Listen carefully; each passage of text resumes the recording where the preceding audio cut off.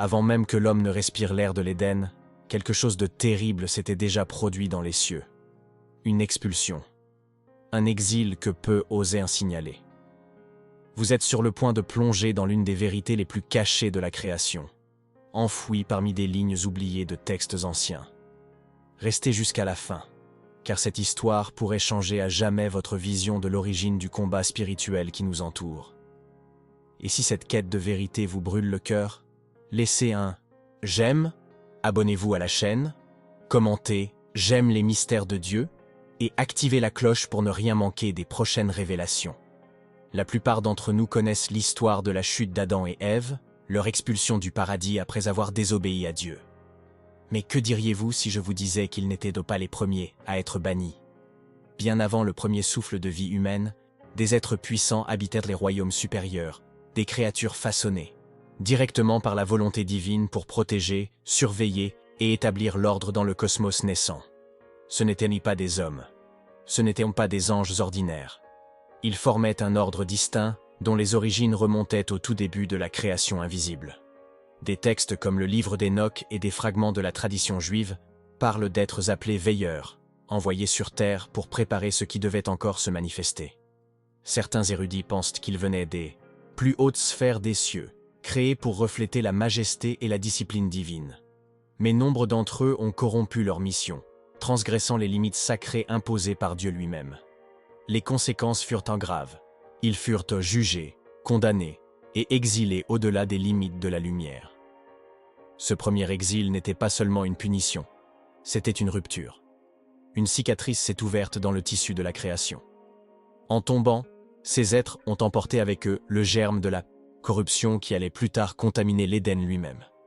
Mais après tout, qu'est-ce qui a poussé ces êtres si proches de la perfection à se rebeller? Et, plus intriguant encore, où sont-ils maintenant, alors que nous vivons le déroulement de ce qu'ils ont commencé? Certains textes anciens suggèrent que ces êtres n'ont pas simplement désobéi, ils ont rompu avec le but même de leur création. La rébellion ne fut pas instantanée, ce fut une déviation subtile et silencieuse, née de l'orgueil et de l'avidité pour quelque chose qui ne leur était pas destiné. De gardiens de l'ordre cosmique, ils sont devenus des agents de perturbation. Et, plus impressionnante encore, cette transgression a eu lieu avant la création de l'homme, à une époque où la Terre était encore en formation. Le livre d'Enoch décrit comment certains veilleurs, fascinés par la beauté et le potentiel de la création future, désirèrent dominer ce qu'ils étaient censés protéger. Ce désir illicite fut le déclencheur de leur chute. Ils aspiraient à dominer la matière, à influencer le cours de ce qui allait être créé. Certains récits racontent qu'ils tentèrent de façonner le monde à leur image, détournant la gloire qui n'appartenait qu'au Très-Haut. Cet outrage ne passa pas inaperçu. Selon les textes anciens, Dieu décréta un jugement immédiat. Ceux qui avaient transgressé seraient arrachés à leur position d'honneur et jetés dans les royaumes inférieurs, privés de la lumière de la présence divine. Ce fut le premier exil, la première chute, antérieure même à l'erreur du premier couple humain. Un événement si traumatisant que ses conséquences se répercuteraient pendant des siècles. Mais qu'est-il arrivé à ces êtres après leur bannissement? Ont-ils été détruits? Emprisonnés? Ou, comme le suggèrent certaines traditions, étaient-ils encore actifs dans des royaumes parallèles, attendant le jugement dernier? À mesure que nous approfondissons cette histoire oubliée, les réponses deviennent encore plus troublantes. Certaines traditions anciennes affirment que ces êtres exilés étaient confinés dans des abîmes spirituels, des lieux si profonds et si obscurs que la création visible elle-même ne peut les atteindre. Il ne s'agissait pas de simples espaces physiques, mais de prisons de nature spirituelle, scellées par Dieu lui-même. Ces abîmes sont mentionnés dans des passages énigmatiques, tels que le livre de Jude et le livre d'Enoch lui-même, qui parlent de chaînes éternelles et de chaînes de ténèbres. Certains érudits soutiennent que ces êtres appartenaient à une catégorie supérieure de la création, peut-être même plus ancienne que les anges connus dans les Écritures. Ils étaient appelés par certains « fils de l'aube », des êtres d'une gloire intense, dotés de capacités dépassant l'entendement humain. Ils furent témoins de la naissance de la lumière, de la formation des cieux, et participèrent activement à l'instauration de l'ordre dans l'univers encore jeune. Le livre de Job offre un indice intrigant.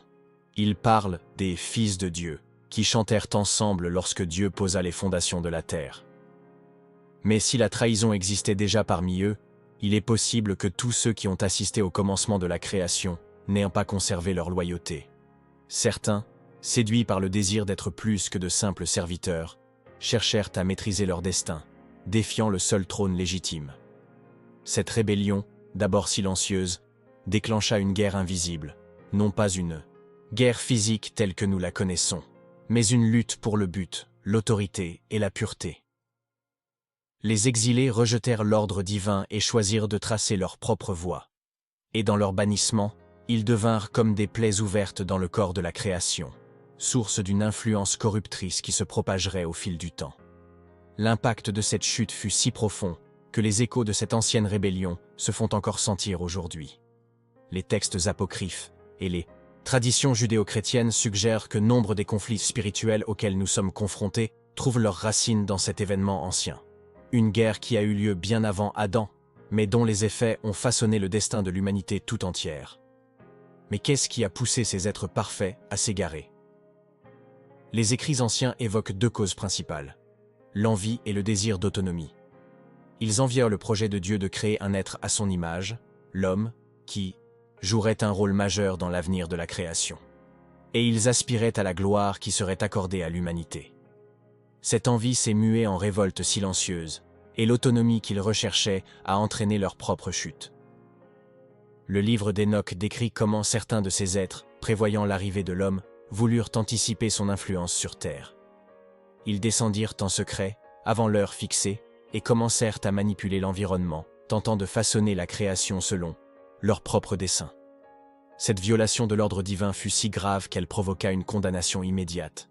Ils furent jetés dans les chaînes des ténèbres en attendant le jour du jugement dernier. Cependant, tous les déchus ne furent pas immédiatement emprisonnés. Certains échappèrent à leurs chaînes, répandant leur corruption dans les couches spirituelles les plus proches de la terre. Selon certaines interprétations, ce sont eux qui agissent encore aujourd'hui comme des forces invisibles influençant les pensées, les cultures et des systèmes entiers. Leur exil n'était donc pas seulement physique, il marqua une rupture dans leur relation avec la lumière et avec le but originel pour lequel ils avaient été créés. La chute de ces êtres nous donne également une nouvelle perspective sur la lutte spirituelle mentionnée par l'apôtre Paul. Nous n'avons pas à lutter contre la chair et le sang, mais contre les dominations, contre les autorités, contre les princes de ce monde, de ténèbres. Ces principautés et puissances seraient en substance les vestiges de cette ancienne rébellion. Des forces qui agissent dans l'ombre, guidées par les exilés du premier grand jugement. Il est intéressant de noter qu'il existe un lien étroit entre ces êtres exilés et le concept des portes de l'abîme, évoqué dans certaines traditions anciennes. On dit que Dieu a créé des barrières spirituelles, de véritables sceaux, pour empêcher ces êtres d'interagir à nouveau, librement avec la création. Ces barrières existent toujours, mais pas de manière absolue. De petites brèches au fil de l'histoire ont permis des influences momentanées et terrifiantes. Dans de nombreuses cultures anciennes, on trouve des récits de dieux ou des esprits qui enseignaient aux hommes des connaissances interdites, l'art de la guerre, la sorcellerie et les enchantements. Nombre d'érudits pensent que ces récits ne sont pas de simples mythologies, mais des échos déformés des actions d'exilés qui parvinrent à infiltrer des connaissances interdites au sein de l'humanité naissante. Il ne s'agissait pas de simples démons, c'étaient des êtres puissants, détenteurs d'une sagesse corrompue.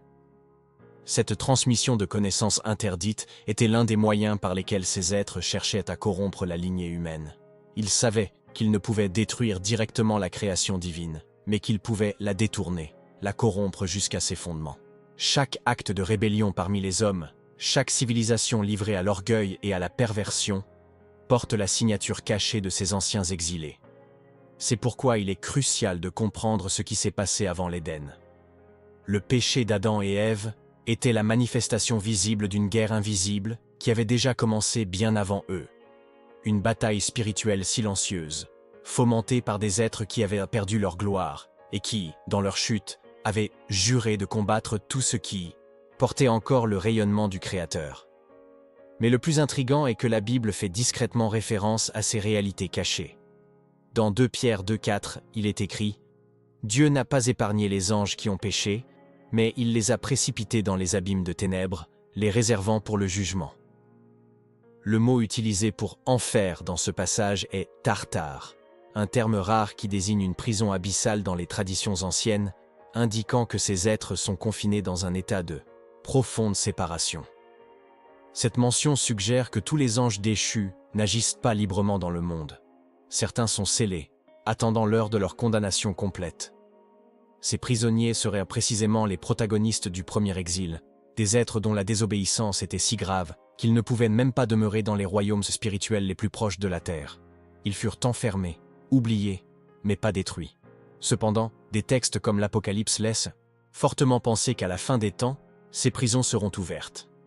Le chapitre 9 de l'Apocalypse parle de l'ouverture du puits sans fond et de la libération d'êtres terrifiants, décrits symboliquement, mais qui font précisément référence à cette première génération de rebelles spirituels. Un moment où le chaos contenu réapparaîtra.